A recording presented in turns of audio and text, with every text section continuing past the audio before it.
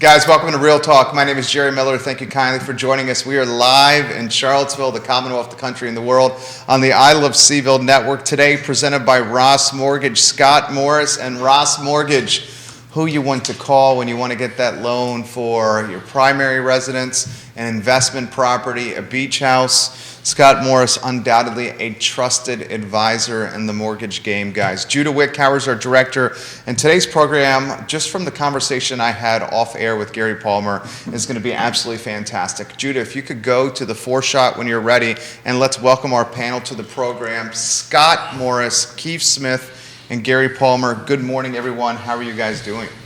Good morning. Good morning, Amazing. guys. Thank you for having us. Our pleasure. Our pleasure. We'll start with Gary Palmer, then I'll get out of the way. Gary, before we talk shop, introduce yourself to everybody that's watching.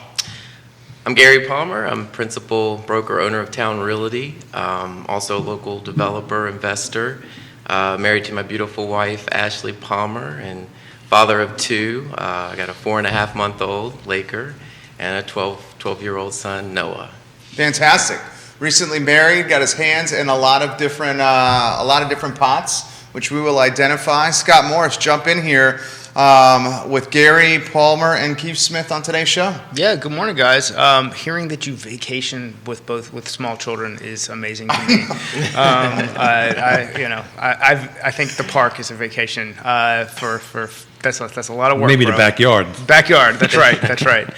No, that's awesome, man. I'm just glad, amazing start to the year so far. Glad to see everybody. Want to get on, kind of talk through some. Keith's got hit me at like 6 a.m. this morning with some scenarios. Actually, it was earlier than that.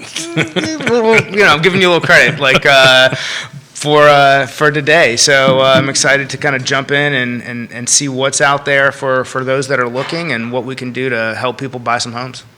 So I'm excited to sit down and have a conversation with you, Gary. I've been wanting to do this forever. So thank you for setting this up, Scott. We've been doing this for 260-something shows. I can't remember the number. And it's really great to have a developer on the table. I'm a recovering developer. Okay. So I've built like 600 homes in my career. So wow. I'm excited to geek out with you if the conversation comes up. Yeah. What areas do you focus on mostly? Right now, my recent project is over on Riverdale, off East High Street. Give them your background. I don't mean to interrupt. Okay, How you started in integrity. Okay, yeah. So I moved here, went to JMU, moved here, started up Integrity Home Contracting with John Struckman. Did that for 10 years, sold out of that company. While I was with Integrity, I would buy 1 or 2 rental properties a year, just dabbled in mainly single-family residential. Nothing crazy. I'd flip a home here or there. And I realized about 10 years after being a contractor and yelling at contractors every morning that just wasn't my thing, right? That I enjoyed real estate. I wanted to go real estate full time.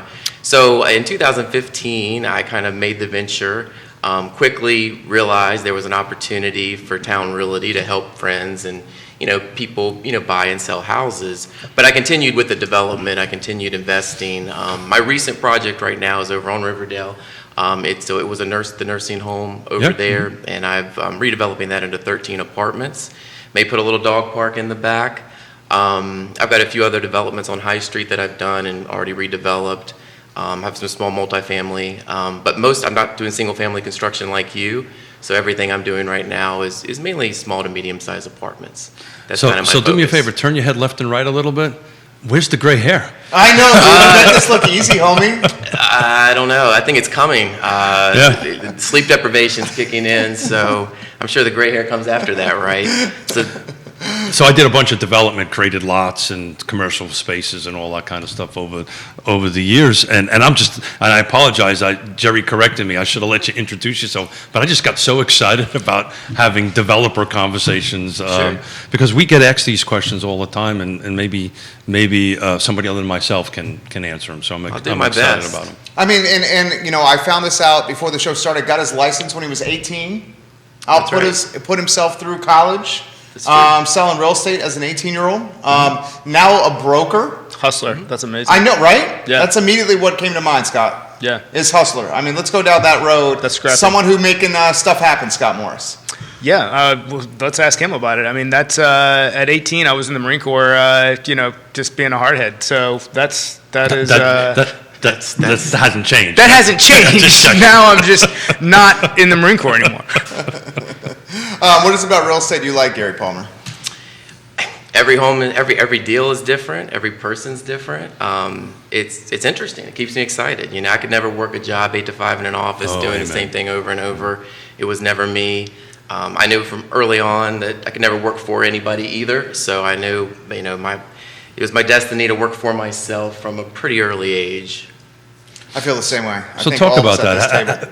Talk about how that feels. I come from that too. I got out of the Corps and never worked for anybody but myself. But explain that.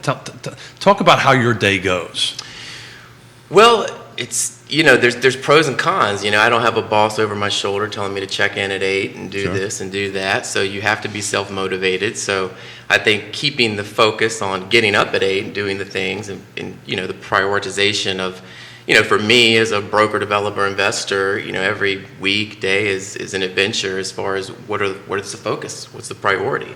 Because, there's always people kicking and screaming, right? Keith, in real estate, when you've got a lot of transactions going, you have to focus on, what's most important. And you still got a family and you got to balance your life. So I find that being the everyday challenge that keeps life fun. Well, congratulations. We've only known each other for a few minutes, and I can tell that you're doing it. You're doing a great job. Doing what I can. This guy's fantastic. We got questions already coming in for Scott and Gary, and we'll get to those questions. First, we'll identify some of the people that watching. We got the homie Scott Williams. Giving us some props. Love you, Scott Williams. Catherine Strickland, watching the program, says hello to everybody that's watching the show.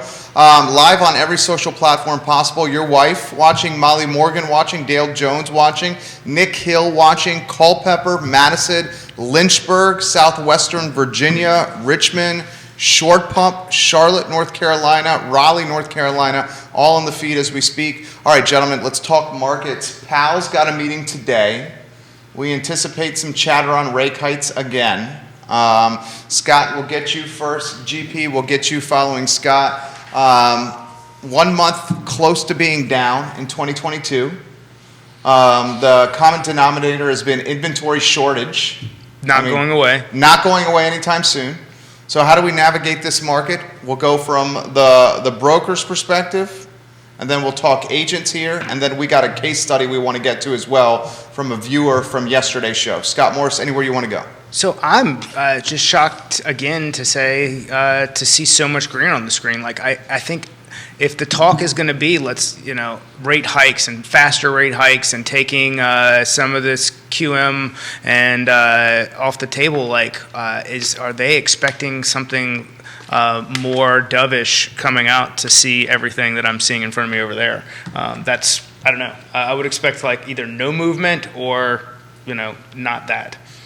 We'll see. We'll get Gary Palmer's perspective here in a matter of moments. Like we usually have on Wednesdays, multiple mortgage brokers, officers watching the program now. We'll acknowledge Emily Ann Coulter watching of Atlantic Bay Mortgage. Hey. Questions coming in, all right, for Scott Morris like they normally do on Wednesday. All right, GP, jump in here. What have you seen so far? Inventory shortage, rate hikes. The demand is still there. We just have no rooftops on the market right now. So I thought last year rates were going to hike up. I thought the Fed had to kind of hedge against inflation. So I'm surprised that rates are still where they are. I don't know, Scott. You're the expert. You're in this field. You tell me. We've got Keith brought these crystal balls here and a wand. I was wrong last year. I really was. I really thought early after COVID, I really thought rates were going to go up. And they really didn't. By and large, they didn't. They didn't impact the market. We're 2022. I think it's interesting. I can say that I tell my clients, don't let interest rates, dictate whether you buy or not, because there's a lot of other factors that go into buying right now. I literally had that conversation in the parking garage with someone on the way here. And what'd you say? It's historically cheap money? Even if it goes up half a point, who cares? This is historically cheap money? You're renting for $1,600 a month and you're worried about the future. What do you think with more people coming into of age that need to be living somewhere? do you see your rental cost increasing year over year? It's $1,600 now. You're worried about an $1,800 mortgage when in 3 years you're going to be paying $1,800 for rent. 23.5 million millennials About to jump in. about to jump in. That's a lot. a bigger number than the boomer generation. And looking to buy. We're talking about, Oh, yeah. that's to almost 10% of American population, and really that's not a realistic stat. Or because having a lot to of them are rent. kids that can't buy. Or homes. having to rent. Yeah. And where the rooftops are at. I mean, Gary's he's ahead of the game with the apartments, but, millions of people, bro. Yeah, millions of people. Judah Whitcar, you got a message for us on the panel? Let us know if you do. We'll go over the case study that came up yesterday on the show. So, friend of the program, loyal viewer, Jamie Turner, mayor of Gordonsville. Okay, Jamie. This guy just bought a massive house in Culpeper. Okay, he is renting his townhome in Orange County. Get ready for this: 1,998 square feet, 2 bedrooms. 2 bathrooms, Orange County. How much rent do you think he's asking a month? I can't chime in because I Yeah, know. you know. I know because I was here. Yeah, 1,500 is my Okay, number. you as guys well. obviously are in the business. $1,600. Okay. $1,600. But that's bidding more That's an for $1,600. People fighting tooth and nail to rent this place in Orange County. 1,600, 2 bedroom, 2 bath. 3 bedroom, 2 baths, and jump in if I'm wrong. 3 bedrooms, 2 baths rental in the Charlottesville, Albemarle urban ring. It's got a 2 in front of it. Yeah, normally. Yeah, so 2,000 and up. So this is Fredericksburg, single family, 3 bedroom, 2 bath, $1,600. So a little more rooftops, a little less expensive. Richmond's kind of similar as well, but that's not going to last forever. Plus, they're going up, right? They're That's what I'm projected saying, this yeah. year to go up 7.1%, 2022. I think they're going to go up a little higher than that by the tail of the end of the year. So, look, what happened, what Jerry leaded us into this is this conversation we had before was, a 3-bedroom, 2 baths. They're renting somewhere between 16. This was my text, by the way, him at 5:30 in the morning. 16 to 2,400 square feet. So let's take a typical buyer. We're looking at the buy side, right? Not necessarily the rent side. So it's assuming they're qualified, income qualified, assuming they have a 625 to 650 credit, assuming they have enough cash, 3% down payment, right? 3.5. It's over that. There's going to be FHA, so 3.5 down and 3% closing cost, 6.5 total. So roughly 6%. They got like $5,000 worth of credit card, a little bit of student debt, yada yada yada, down the road. Like right, we have a client, right? That's our client. We pick up the phone or we send a text and say, how much house can they buy? And that number somewhere, I rounded up his numbers a little bit, somewhere around 275 to 325, because I'm going to lean a little pressure on him. Oh, come on, you can do it, you can do it. On top of it. So the question was, where are they going to go? Right? And I ran those numbers, and it's not pretty. So, and we talk about all the time about, this rubber band going out. Normally, I look at Charlottesville, Albemarle, Nelson, Green, Fulvana, and Louisa. I actually added Buckingham, because we've been talking about this for quite some time. I added the other side of the mountain and all that stuff. And meeting those criteria, 3 bedrooms, 2 baths, there is only 34 homes available. What do you think, Gary? Jump in here on this. It's pretty crazy.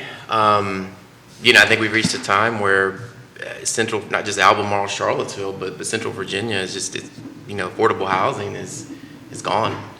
It just is what it is. I don't see any near term solutions to this. I think builders are doing what they can, but they can only move so fast. Well, I'm rather vocal about this. I think green tape needs to be created out of red tape. In other words, red tape needs to be turned into the green tape. And it sounds like you're working in the Charlottesville market, right, quite a bit. So I'm going to just throw this out there. How do you feel about the new?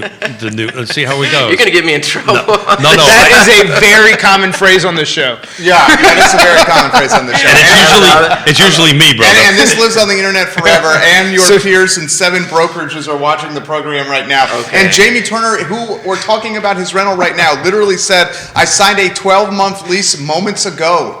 Get this, we talked about this literally before the show. A travel nurse with a 12-month contract at UVA. Yeah. Not sure why they did not look in Charlottesville, but she's our new tenant. Awesome. Jamie Turner, the property we're talking about here. So we should go travel nurses and the value there, because we were talking about that. But first, how about getting Gary Palmer into trouble here with a lot of people watching? Oh, man. Well, I won't get into too much here, but just make it simple. So the most recent project. We're Marines, so that's good. Keep yeah, break it simple, down. good. I was hoping to start construction January of 2021.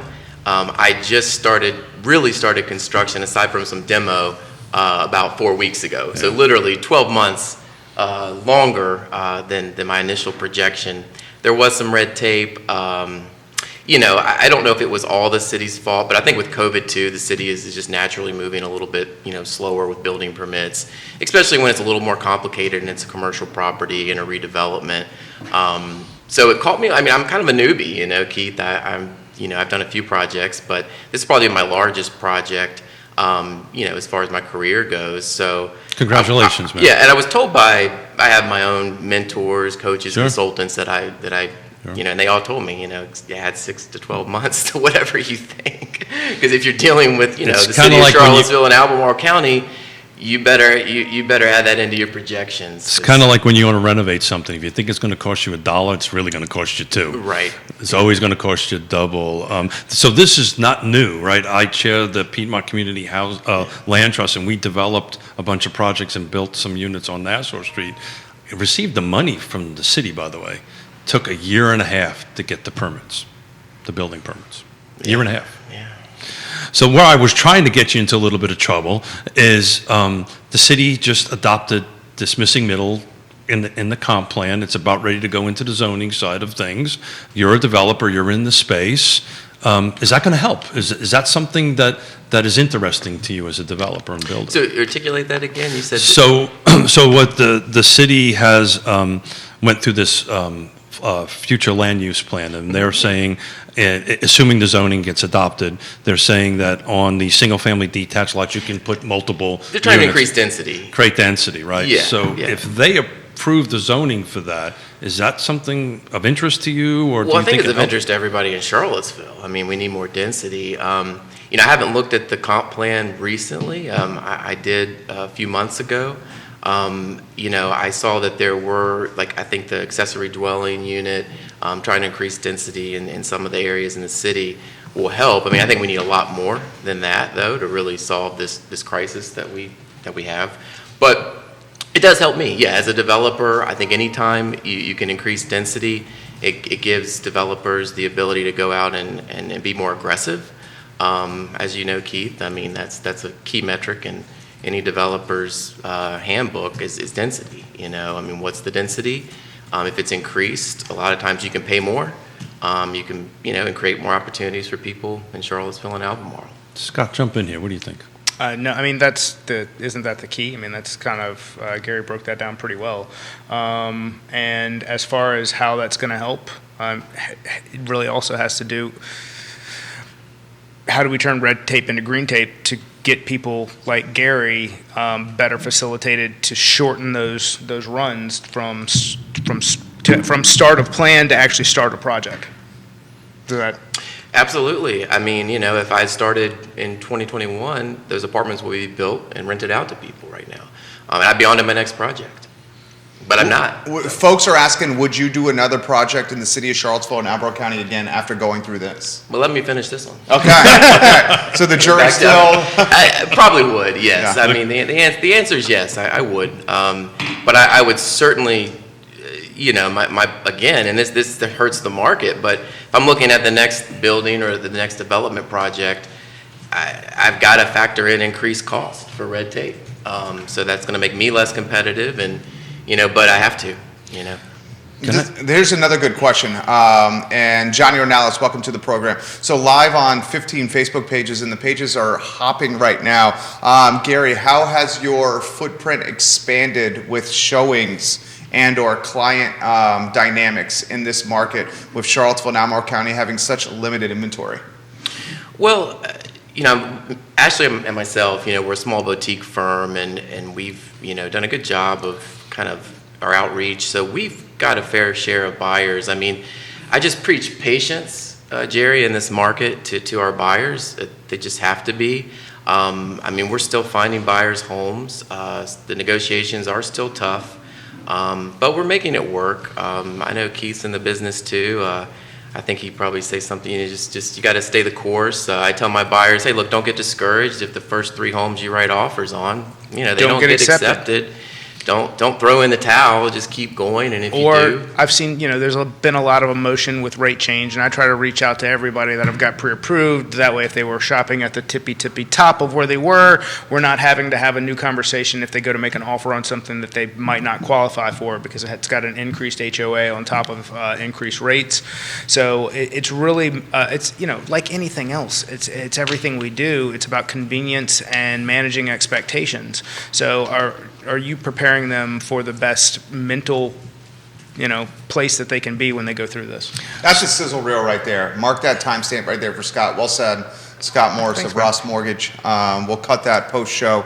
Keith Smith. So are you seeing folks that you're speaking with, and I was asked this question yesterday, so I wanted to ask you today, if interest rates go up a slight, quarter point, eighth point, are you seeing them jumping out, or they're just absorbing that and moving forward? In other words, are you seeing deals falling apart over that? I'm not seeing deals fall apart over that. What I'm watching today looks good. I'm like waiting for pricing to come out. I'm like super excited. So let's not look over there. Okay, because it's going to change 5 minutes from now. But anyways, No, but this is good. This is very good. For once. For once, But in the last 30 days. The point I'm trying to get out for us practitioners in the field, right, on the end of it, and for other real estate agents and practitioners that are watching, your conversation's a little bit more in depth, right? You're explaining things a little bit more. Communicate at a high level. A high level, but people are not jumping out. No, people aren't jumping out. That's an important piece of information, I think, to get out. It might be people are a little People are getting their feelings hurt, but they're not jumping out. And if they're being communicated with, then they understand, like, look, you are not bringing cash to the table. And if they go, well, what does that even mean? Like, then you can't go in and pay all the money in one lump sum for this property. You are going to be up against that. You can't waive the appraisal because the bank's going to require it. These are things that you have to have in order to execute this transaction. And as long as they're being educated that when they're up against 8 other offers, look, we're going to find you a property where that's not the case, but you can't lose your motivation to keep going after them. And then, 6 months down the road, be like, oh my gosh, I've spent almost another $20,000 in rent to my landlord. Like, your focus needs to be on finding the property that you can be happiest with and pull the trigger on. Gary, Mark that one, J-Dubs. That timestamp. Go ahead, Keith Smith. hopefully you can answer this, because I was asked this question the other day. Is now the right time to buy? What do you think? I think it is. I mean, historically, in 2000 and I guess it was 2000. Gosh, my brain, I'm getting a little bit older. 2006, when I bought my first property, rates were 7.5%.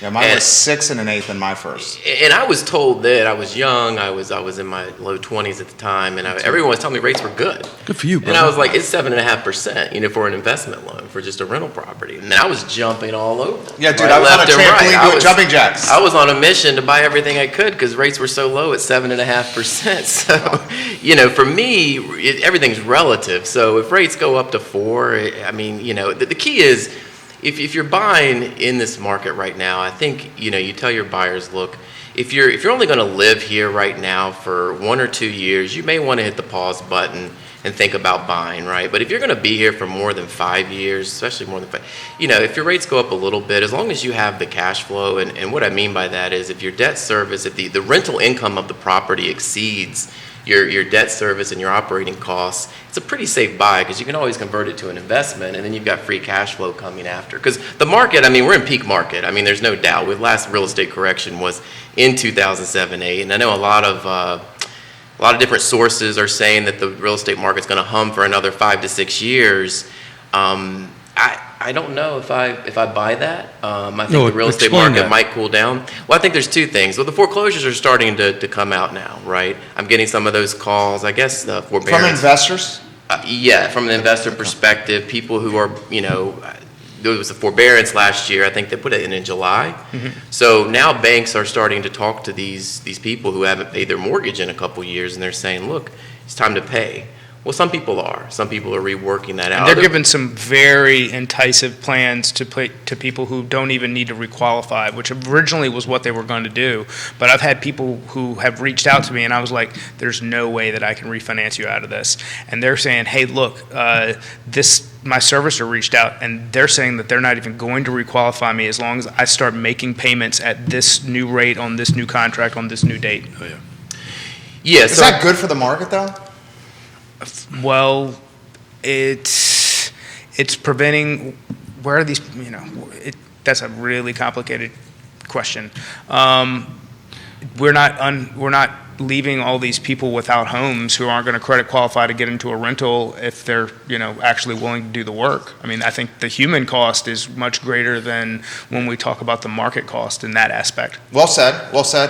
Devil's advocate for the sake of a talk show. I 100% agree with you on the human cost standpoint. From a market dynamic standpoint, it's taking inventory that otherwise should have been on the market Yeah. and removing it from the market. I like that perspective too. You are a capitalist, But- okay. But I understand the human cost, and give me this perspective. You're the expert. I'm going to learn from you here. What is it doing to the loan cycle? Did it just significantly increase the loan cycle, meaning the owner of the home is staying in the home even longer, which means years from now that home is going to not really come on the market for an extended period of time? It's worse than that. They're throwing 40-year mortgages at them. Yeah. Okay. So think about what a 40-year mortgage could do to a market dynamics there. So let's press pause and think about that for a second. So are we saying that these people who went through this incredibly difficult time and were offered a parachute out are going to be in those homes forever? Or are we saying that, let's say that they make life changes that either one or two things is going to happen. They're not going to continue to pay these people and they are going to get evicted, or they are going to go through the same life experiences as your normal purchase seller buyer does, and 3 to 5 years from now when they've got their house in order, they're going to turn around and sell the property and they're going to repay, or they're going to end up refinancing because they're going to be in a position credit-wise to do that at that point. I don't think this is I don't think this is like ringing the bell and like now these people are here forever. Dude, they're going to go through life just like they were going through life before. I think from an investor's perspective, there's opportunity, without a doubt. This forbearance and foreclosure, I went through the great time of unpleasantness, so I understand what foreclosures volumes mean. All it's going to do, and I just read a great article in Inman about it, all it's going to do is increase the inventory a little bit. Right. The volume of It's low. potential foreclosures are minuscule. Yeah. At one point in time, it was 10, 20, 30%. It was huge numbers of the market. I also think that prevents the limbing effect. And The what? The limbing effect. Yeah. And what I mean by that is, let's say they started pushing all these people out. All right. And then there were people who could pay but choose not to pay and say, well, I can walk away too.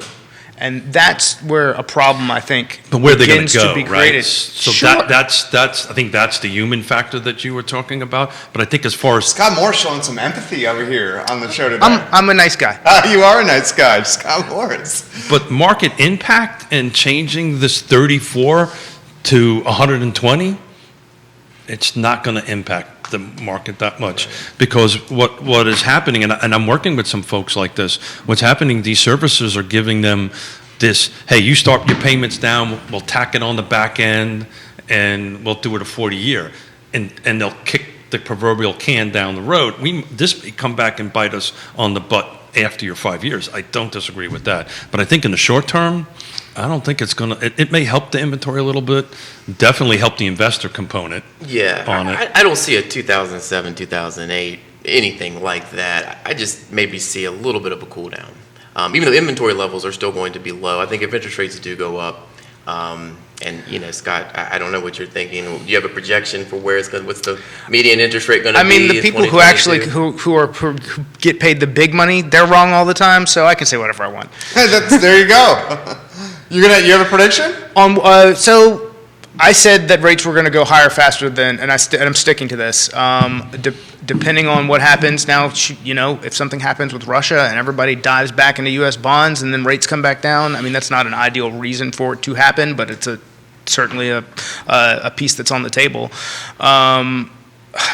I think if we actually have to hedge inflation and the government steps up and they increase rates higher than what they have previously forecasted, meaning making 50 bip moves instead of 25 and making more of them in the cycle than they've talked about, we're overall, if that keeps bond purchases to continue to slow, we are going to see rates increase faster than what they forecasted.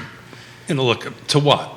What do you think? 8%? I said 5%. I say 5%. Okay. So cheap Well, money. If they go to 5%, then this is the scenario that it'll cool things down a little bit, I think. I mean, borrowing power at 5%. But if we still got 23 million people that would have to find a place to live, So- where do they go? And on top of that, I'll add, and then Gary, you jump in. This UVA is more devil's advocate than anything Yeah, else. for sure. Devil's advocate for the sake of a talk show. UVA said they're going to hire more people than ever. We have multiple employers bringing in people from out of market Right. into this market and setting up headquarters in Charlottesville to poach Yep. the UVA talent. So new buyers and a ton of millennials jumping into the mix. Yeah. So the Q3 report, the CAR Q3 report from 2021 to 2020 showed the median sale price in Charlottesville actually went down 2%. Again, I'm not saying that's an indicator of what I'm trying to say here, but Albemarle was up 2%. If you look at the surrounding counties, I think Fluvanna was up something crazy like 17%. Greene was up pretty big too, 15%. Orange was up. Nelson. Orange and Nelson were up. Yeah. But if you look at Albemarle and Charlottesville on the Q3 report, okay, the median sale price pretty much is already flat over from into Q3 2021 so I mean, if rates continue to rise, I don't think the foreclosure, that's not going to be a big factor in all this, as Keith is right. I think there was like 1.5 million And- to and- 2, which is nothing relative to what's going to At provide one, enough at inventory. one point in time, I believe it was like 10 million Yeah. that were on foreclosure. It was a huge So this is number. nothing really. But adding a little context to him, and then Keith, you jump in the mix. While Q3 was, we'll call it flat, to put it to context, Q1, Q2, and Q4 on the flip side were extremely high from values upticking in those jurisdictions that you're mentioning. In fact, he put some numbers out on the show yesterday. And Monday. Albemarle County, was it Monday? 37 active listings, median asking price of $375K, Albemarle County. So at a certain age, you can't remember 48 hours ago. So that's the age I'm at. But the bottom line is the cars is a lagging indicator. Right. It's so lagging. So what we're doing on Mondays, and I would encourage you to watch, is I'm doing year-over-year comparisons. Right. The snapshot, last 30 days, last 3 weeks. So what's happening here is the prices are going up in the last 30 days. Inventory is just taking a plummet, and this is all a great conversation. As you guys were talking rates, Gary, I tend to make bets on the show, and I lose them all, and I'm glad. He's not won one yet. I'm glad to lose. I think he's 0 for 4. And I'm glad to lose them. My bet is we won't exceed 4 by the end of this year. So anybody on here want to take that bet for a bottle of booze? Over, under? Scott, that's up your alley right there. Yeah, I'll take it. I've got no, yeah, I'm a Little bottle, just a little bottle. Okay, so the over-under is 4%. 4% 4% is a push. You're saying it will stay below 4% it on will. December 31, 2022. I think it will. And he's saying they uptick above 4%. I'm saying it's over 4. So we'll bring you back and see who wins, and I'll bring a bottle of booze. What do you think? I'm gonna go just slightly over 4, Yeah. 4.25. So the last time we were north of that was in 19. We were 4.5, depending on where you were, 4.95, 5 o'clock, 5%. Excuse me. How was your business in 19? Good. Pretty good. Yeah. Really good. So I don't think interest rates are going to have a huge impact. But I come from a really, and Jerry, because I've said this 1,000 times, I come from a different perspective. Yeah, I mean, his first house, 18+% interest rate. I mean, his first place, you said 7? 7.5. Mine, 6 plus. But along with that, when we let's not forget inflation and average wage growth and all the other pieces of that puzzle. Well, that's kind of what I wasn't going to get into. It's all I don't want to call it a shell game, but we're pricing in affordability. If that was because people could afford to pay that interest based on other mitigating factors in the economy in their lives, and now rates are low, which allows for pricing to be high. Sure. You've got to take that into account. So I'm basing my bet on inflation stabilizing. If it doesn't, then I've lost.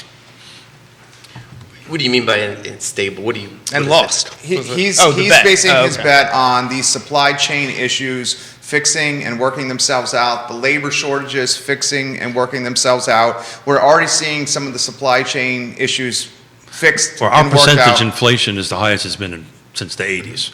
So what I'm saying is I'm hoping that gets under control and walks itself back a little bit. If it doesn't, then rates will obviously go over 4.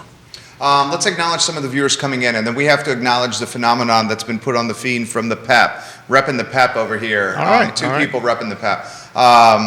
First, we're going to acknowledge your wife is so proud of you, Gary Palmer.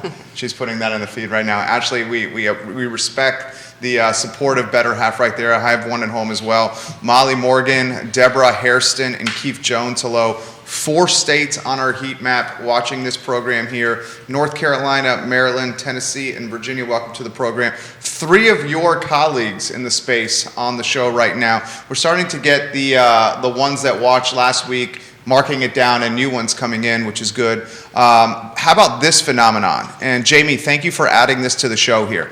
And I'll read it verbatim because I've experienced this as well. One interesting phenomenon we saw with applicants for our townhome rental. The property, they are looking to buy a property, but they keep losing out on houses, and their current landlords will not do month-to-month or short-term leases for them. So they're stuck in this scenario where they have to renew on 1-year leases, which is keeping them from getting in the housing market game. He said 20% of the applicants that were looking to rent our townhome are a demographic like this. And I've seen that as well. So 90 days, maybe before their lease is up, they give notice to the landlord. They think 90 days is ample time to potentially purchase the first-time home. Not in this market. They quickly realize that is not the case. 90 days then turns into 45 days, then turns into 30 days. Then they're clawing or begging the landlord back, please, dear God, let me keep this space so we don't have to move out of it and do all that hubbaloo, whatever the word is. And then the landlord, guess what they have? Some freaking leverage. And then that 3.75%, 4.75% increase turns into 9% increase, and they call it the cost of doing business. Anywhere you guys want to go on this topic?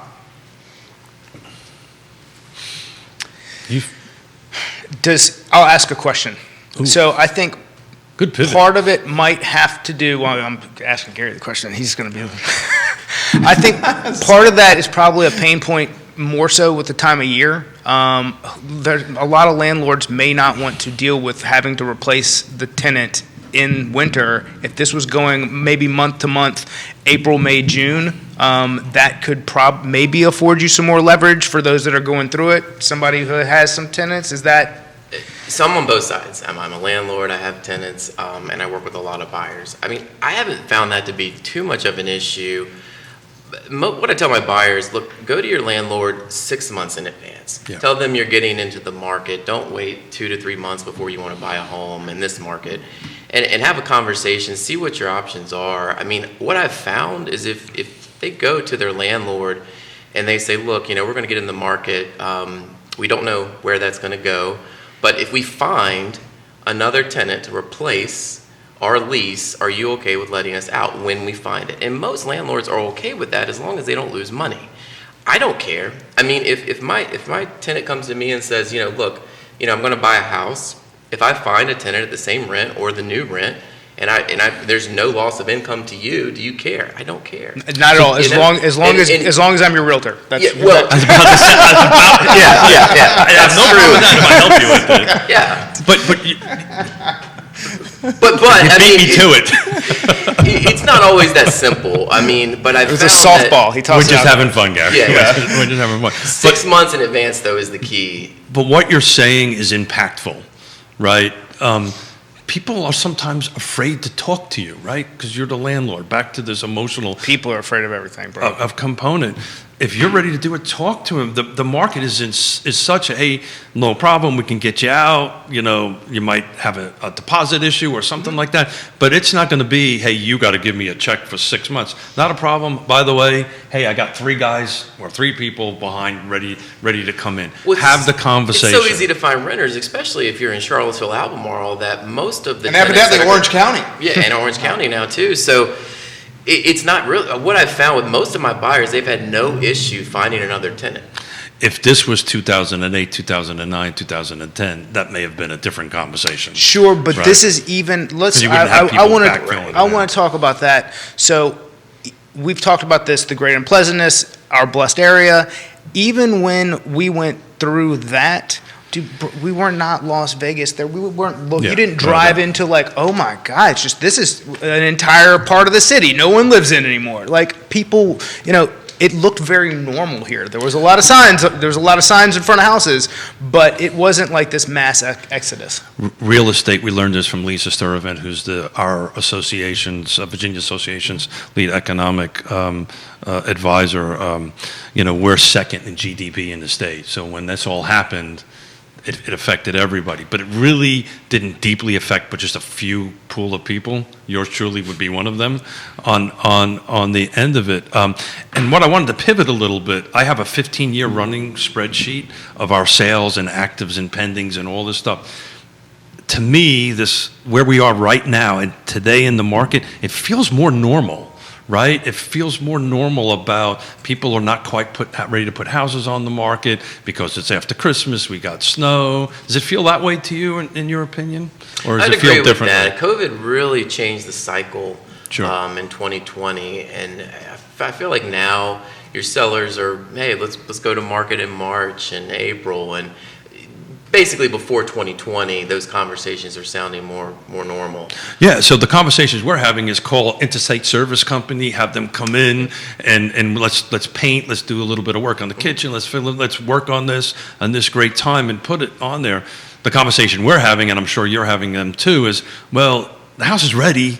Now let's do this now because there's a lack of inventory. Are you having those conversations too? Yeah, and it's house specific, as to what makes the most sense, I think. What about the sellers that are saying, where am I going to go next? How are you navigating that? Great question. There's a couple options there. I mean, Are they moving out of market? Are they staying in market and trading up? I mean, the money that they're making on the sale of their home, is it being eroded by the top dollar they're paying for the next? It depends on where they're buying and if they're going up or down, right?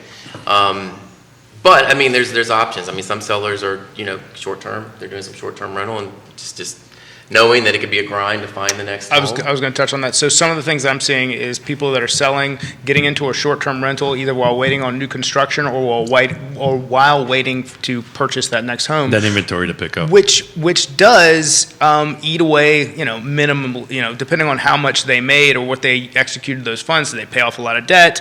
Are they using it for a down payment? What are their goals? So some of that money is, getting washed in that process. But at the same time, it all depends on the individual and what their situation is. It depends on where they are in their life and their buyer Yeah. profile, right? I'm an empty nester. Yeah. Unless I'm ready to move into something, I'm not moving into something, moving my stuff twice and then moving it back in there. It's not a fiscal thing. It's just A grumpy old man thing. If you're if you're selling a $600,000 house, Thank you for and you're showing moving up, down to a Scott. Thank you for $400,000 showing up. house, then you're going to be better off. You got even if meat on have the to- bone. Yeah, even if you have to Yeah. absorb some of those short-term costs, you're still probably better off. So putting your real estate broker, real estate agent hat on, what other tools do you have in your tool chest to help that question that Jerry asked? And you can't say move to Southwestern Virginia because we have Pamela Freeman saying go Gary for Pulaski, Virginia right wow. now, giving you some props right now. You got 5 states on the show as we speak here. So what's the answer to the key question for you, GP? There is no one tool. Yeah, there you go. I think Keith knows that. it really is specific to the house, and I'm not deflecting, maybe I am a little bit, but there really is no trick to this. Every person's situation is unique. Their equity position in their home is different from the next sellers. The market that they're moving, are they going up? Are they going down? Are they going to be in Albemarle, Green? Like, where are they going? You have to play all that in, and I'm not, again, maybe not cop out, but it's a little more complicated. But it's not a cop-out. You're right on the right out. You have to sit down with your client, and you have to go through 10 to 15, I'll call them variables associated with selling the home and buying, and you have to make a decision based on those things. It's not one criteria or one thing. There's High too level many- communication. Yeah. So I've said this once, I'll say it a million times on the show. This iPhone I'm holding in my hand is not going to do that, right? Right? It might be a great place to find a home or do it, but you need Scott, the trusted advisor. You need Gary, the trusted advisor. You need Keith and Yonna, the trusted advisor. You need Jerry Miller, the trusted advisor, to help navigate that, because it's just not one thing. This is not like getting on, what's the travel thing, right? Orbitz? Or, There you go, and booking a flight. This Right. is multiple things, because one thing never affects one thing. It always affects many other different so things. I mean, and part of that, well, people go there to start a search, and then they go to a human that they trust is going to care for them during the process. Like, my trust of humans is always going to be greater than the trust of An algorithm. of the internet. Yeah, well said. Thank you very much for saying that. This question's come in from Buster Fox. Back-to-back shows he's All watched right, you what up, Buster? on this program. Buster Fox, we love you here. I'm going to paraphrase, Buster, your comment. And he wants to know the perspective on 1031 exchanges, investors, and if it's cannibalizing any inventory from first-time home buyers. He said, I've had 2 of these hit this year already. Thoughts on 1031s being an issue for first-time home buyers and potentially driving bidding wars for properties. We'll put a little ribbon in layman's terms around 1031s for viewers and listeners. To minimize some capital gains exposure, you can sell an investment property and then roll the gains into another property. But you have to do it in a very short time window. You have to identify a couple of properties. You can then replace some of those properties you've identified with some other ones if you find some Let's new use ones, the come word on. like property. Yeah, like And, property, absolutely. I don't want to get pinned down on the days, but it's something like, is it 90 and 180? You've got Yeah, 90 I think days. that's right. It's And I'll- exactly 90, Yeah. 180. I'll confirm, but so the topic for the table are 1031 exchanges impacting first-time buyers in this market. That's a great question. You want to start with that, Gary? So I've done 2 1031s myself.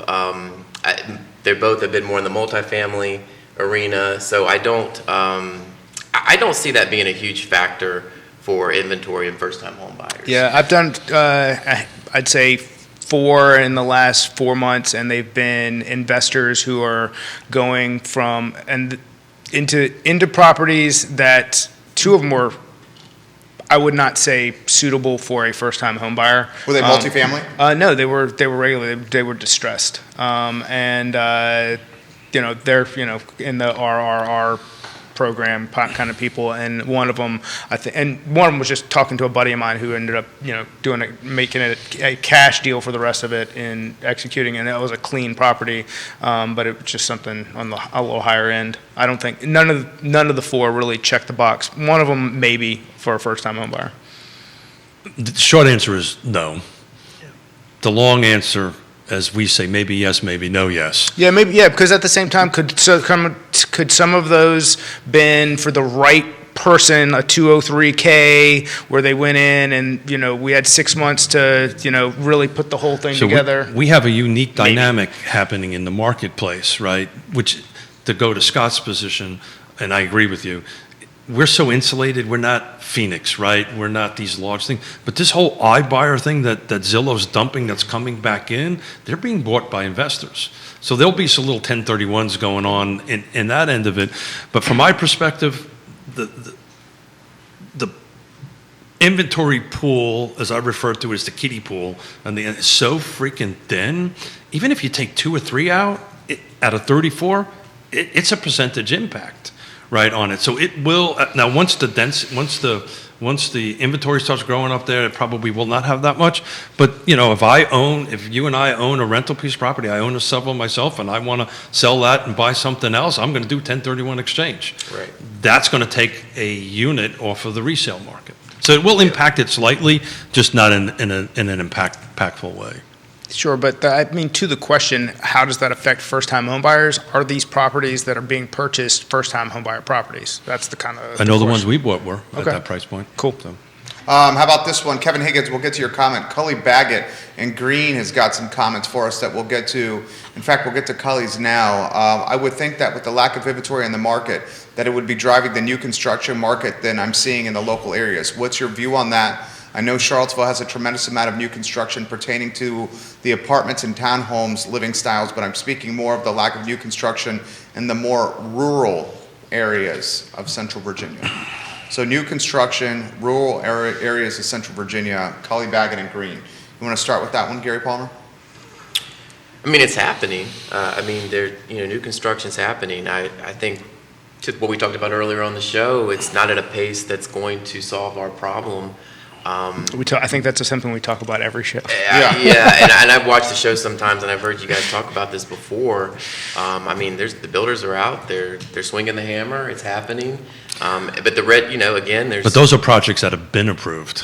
Right. So we get And back to that's the a red tape, back to developers and builders trying to get the next wave going.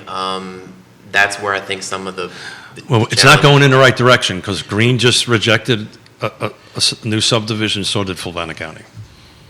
Yeah. So they're not getting approved. So if they're not getting approved, they're not going to go through site plan, they're not going to get Right. built and that stuff. If anything, Waynesboro and the Shenandoah Valley is seeing the uptick, Cully, in new construction. And I think the inventory shortage that we're seeing in Albemarle and Charlottesville and Central Virginia is driving tremendous tailwinds behind the Shenandoah Valley.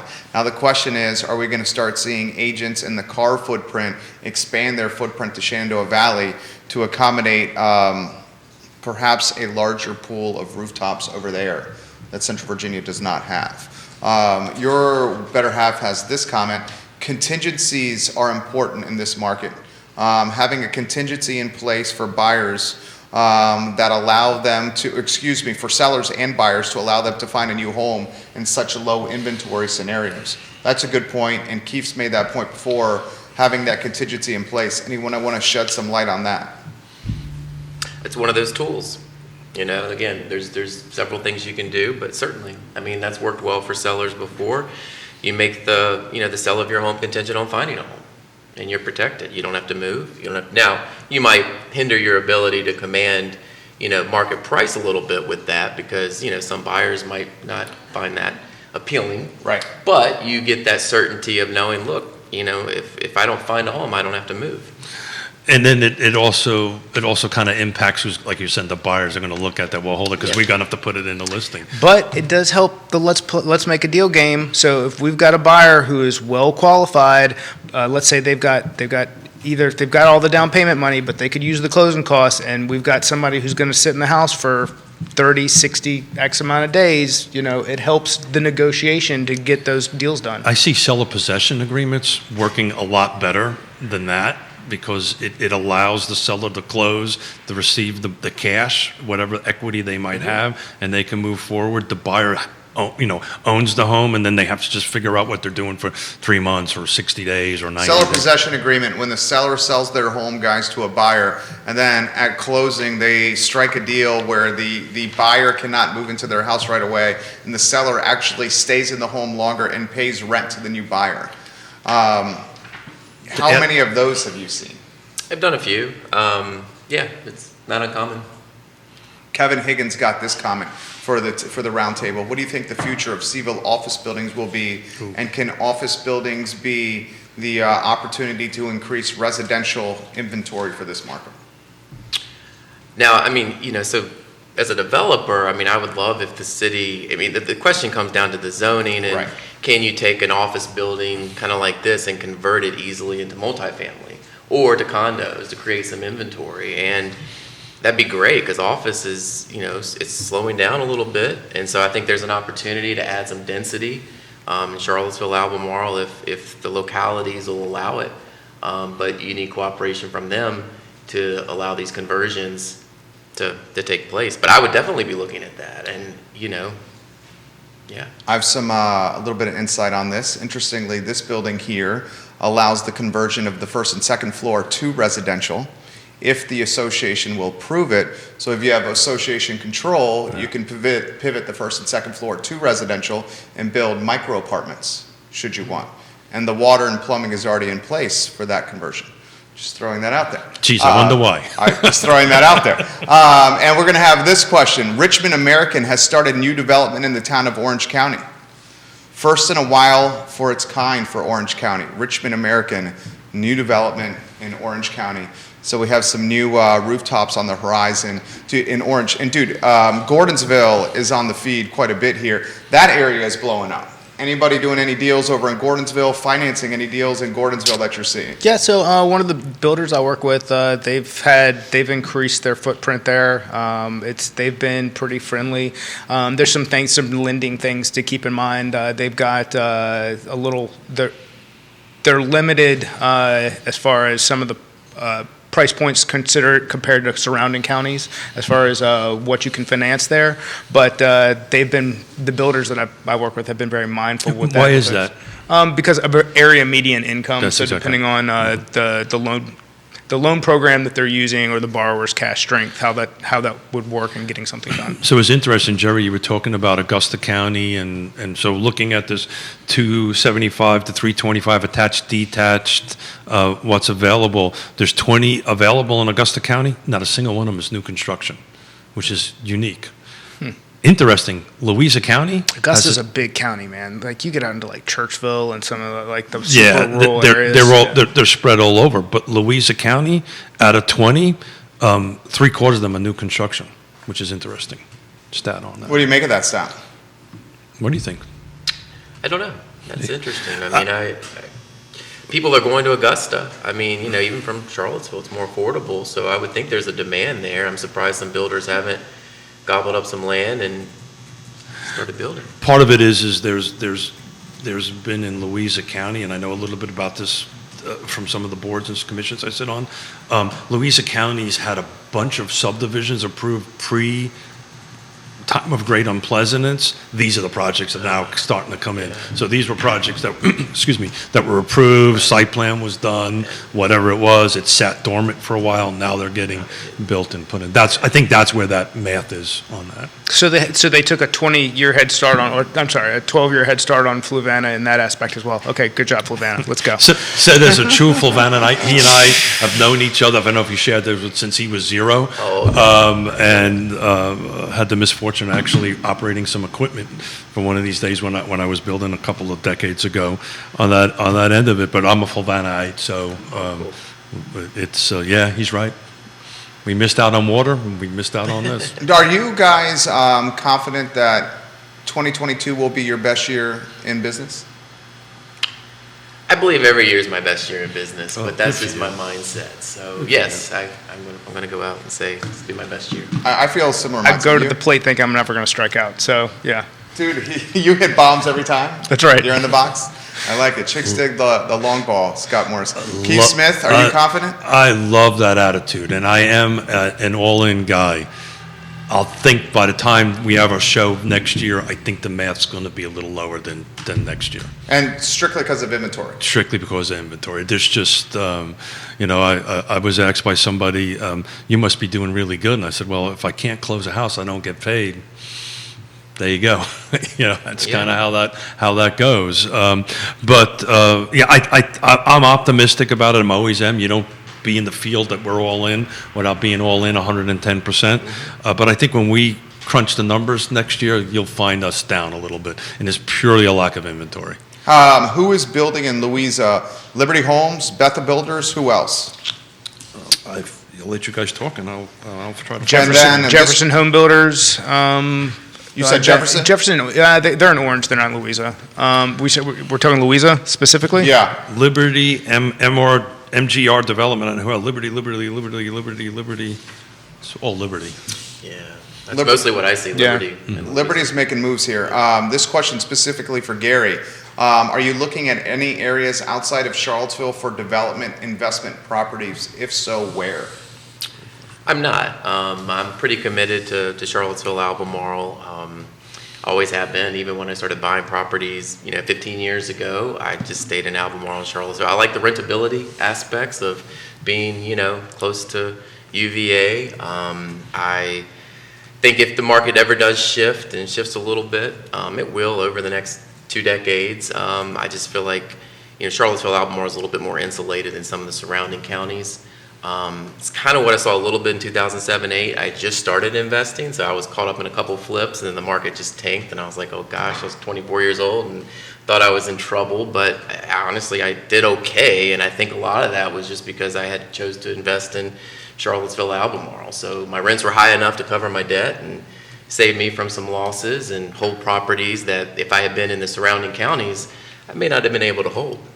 Do you think having the internet availability in today's market kind of unburdens that, and what we're seeing as far as EV, and so people who are, let's assume that the cost to commute for some individuals gets lower, and for them actually not having to commute at all, even into the surrounding counties have more high-speed internet access, or if Elon Musk's satellites ever actually start doing what they're said they're to do. Elon Musk comes up a lot when you're on the show, Scott. Now I'm You're a fan of Elon. I don't mind the headlines, Okay. but some of what he does has. We're in a world where that has real life effect to things much larger than Elon's bank account, which is way overvalued, and so is all his stock. So that's what I Okay, there we go. I like that. But assuming that some of this stuff starts to work, does it expand where those rents could actually be, because these people don't have to be directly connected. They don't have to be plugged in on commuting 15 minutes. They can be 40 minutes away. Does that make sense? Absolutely. I got a little off track there. No, that makes sense. I follow the question. I think you're right. I think that things could change. I still believe, though, that people want to be near things to do. People like the Trader Joe's. People like the downtown mall, and you're not gonna have that right now if you're up in Standardsville, right? Or if you're not yet. So yes, you're right. With internet speeds getting better. Let's talk Zions and West End Richmond. As that's starting to become more of. Well, that place is blowing up. Yeah. Yeah, and places like that could be great opportunities for investors. I mean, West End Richmond ain't cheap, though. Yeah. What are you talking? You're talking the West End, or are you talking Short Pump specifically? Or are you talking both? I'm talking both. I mean, West End Richmond is pretty Tony. It is, but you can be 5 minutes on Pouncey Track, and you're in affordable, type of living. So for 3.5 decades, the conversation has been Zions Crossroads and Richmond growing, and it's happening, right? It is happening, and it's daisy chaining itself a little bit into the middle of it. Just a quick little stat from NAR. 87% of the millennial buyers last year moved out to suburbs, moved out to rural environment. 87% of them. You know why that is? I mean, it's the quintessential American dream. The backyard and the picket fence for our kids to play in with the German Shepherd or the Lab running around. And that trend has been going on pre-COVID. It's just the numbers are just picking up a little bit. A lot, I think, to do with the work at home, this hybrid that I think we're going. And the increase of people who are coming of age for said dream. That's part of the 23.5 million of them. That's a big number. Julie Ballard in the mix. Spring Creek is exploding. Yeah. She says, Julie Ballard, the realtor. And, I mean, you could speak to that. I can. The first deal in Spring Creek history. Well, I don't know Spring Creek's history, but we have a residential construction going there with a 1 in front of it. Not 100. With A 7-figure deal in Spring Creek, in Louisa County. It's be a nice house. It will be a nice house, wonderful people. It's going to be a great deal, but it's a new construction with the 1 in front of it. If I had told you a couple year ago that would have happened, would you have? I remember when they were giving stuff away there. Well, that's the first $1 million house in Belmont. I was like, that was 3 or 4 years ago at this point. It was funny. On Friday, it's Ragged Mountain's Run Shop 40th anniversary, and I was talking to Mark, and he's been in it 40 years. I've been in 35 years, and we were just having this conversation, two old dudes going, do you remember in 1988 and 9 how this was? So things change, things grow. It's just the way it is. But I also, with that 15-year spreadsheet I've been talking about, I've also been running percentage appreciation year over year over year. And depending on the area, including the great time of unpleasantness, it's roughly 3 to 5% year over year. And I think what you're saying, Gary, is we're going to get to more stable growth in appreciation, not this double digit, which is That's when I say cool down, I'm not talking 2007, 8. I'm just saying we can't continue to appreciate at the rate that we 16% is bonkers. It just doesn't work. And it's funny, and you two guys have these conversations all the time. When you have a conversation with a client going, yeah, it needs to slow down, do they kind of look at you weird and go, but aren't you in this business? But we want it to stabilize, right? Would you agree? I mean, I think a balanced market or more balanced market is a better real estate market. Because you guys are in the people business. Yeah. I mean, and the last thing you guys want to do, I mean, I don't want to speak for you. The last thing you guys want to do is to drive deals. I mean, probably not the last thing. I mean, I'm sure you guys enjoy doing this as well. But driving deals to super deep-pocketed people and not helping first-time home buyers actualizing the concept of an American dream of buying a home. Yeah, you can't grow generational wealth if you price all those people out of the market. Yeah, and that's happening, especially here. Gary, you answered that question perfectly. Thank you for saving my poorly asked question. But we've been doing this for a long time, my wife and I. We don't buy leads. We don't do anything. Every single one of our transactions are a referral of some sort. They've either seen it on the show or we've done.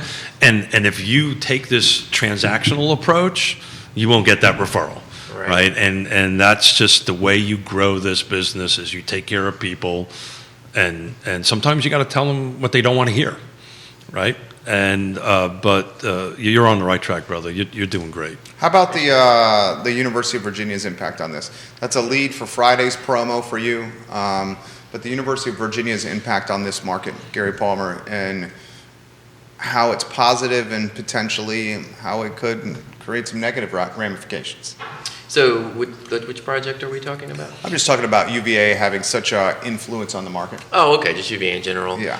I mean, there's pros and cons for sure, but by and large, I think that UVA is it's a staple of Charlottesville. I think it draws a lot of people here. I mean, people love the games. I know sometimes with all the students, you can get a little, caught up that traffic over on West Main sometimes, and you're like, gosh, there's kids everywhere. But I love UVA. I think it's a great thing for the town. This is a college town. This is one of the reasons I moved here. When I was, 22, I liked the UVA football games. I was looking to start up a contracting company, and me and my partner, we liked Charlottesville, and UVA had a lot to do with that. That's what brought me here. So it's the 20-ton elephant in the room, right? It's the one. I wouldn't be sitting here. You wouldn't be sitting here. Jerry wouldn't be sitting here. It's the driver of our region. It's also the stabilizer of our region, right?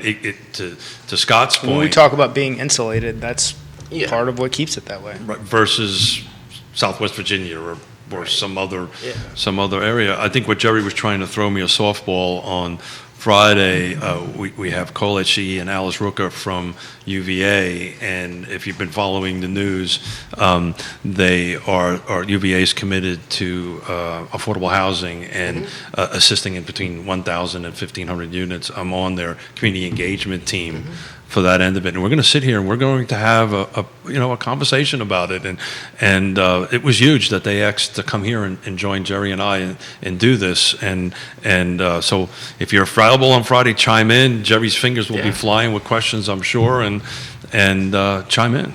Sure. Any final thoughts, fellas? Scott Morris? No, just same thing as always. Control your controllables, enjoy, make good decisions. If there's any questions, reach out to a trusted advisor, Gary, Keith, myself. Let me know if there's anything I can do for you, and help as many people as possible. Gary, thank you for being here. It was great to have a developer on the roundtable that I can have a conversation with. Great guy. Hope I didn't geek out No. too much on it. And this is the first time we really got to know each other, so I'm Other excited. than a few transactions we've done, this Yeah, is the first time we've gotten face to face. well, now I have to ask, did I do okay? No, I appreciate it, Jerry. Thanks, Scott, Keith. You guys have been great. Made this easy for me. I'm not the best on camera, so Dude, you did great. I Dude, said, fantastic, You fantastic. guys make me feel comfortable, and I've enjoyed the conversation today. You did great. You did great. Keith Smith, Scott Morris, Gary Palmer. I'm Jerry Miller, Judah Wickhauer, the glue behind the scenes, the director of the program. This is Real Talk presented by Ross Mortgage and the dapper Scott Morris. Thank you. I'll take Dapper. Yeah. Always hitting the long ball, Scott Morris. We like that guy quite a bit. The I Love CVille show is up in 1 hour and 2 minutes with Jim Hingley, Albemarle Commonwealth's attorney, on the program. It's going to be a good one, guys. We'll see you very shortly. Take care. Gentlemen, thank you. Right on, man. Excellent work. Okay, cool. See, I told you, laid back conversation. It does go by fast. You're right, man.